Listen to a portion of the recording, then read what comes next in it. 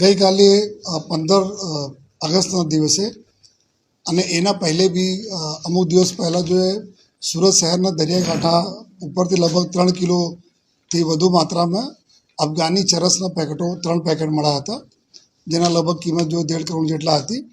એના પછી જો આ સમગ્ર વિસ્તારમાં જેટલા બી પોલીસના, મેરીન પોલીસ અને એસઓજીના ફિશરમેન વોચ ગ્રુપના અમારા સભ્યો છે એના એક્ટિવેટ કરવામાં આવેલ.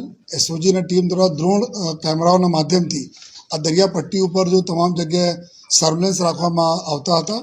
એના અનુસંધાને ગઈકાલે ફરીથી જો ટોટલ 10 કેજીથી વધારે વેટના કુલ 7 પેકેટો, જેના કિંમત 5 કરોડથી વધુની કિંમતના અફઘાની ચરસ રિકવર થયા છે દરિયાકાંઠાથી. અને અત્યારે એના લઈને અમારા બાજુનો બી જો દરિયાકાંઠા વિસ્તાર છે નવસારીમાં, ત્યાં બી અત્યારે જો રિકવરી થઈ છે.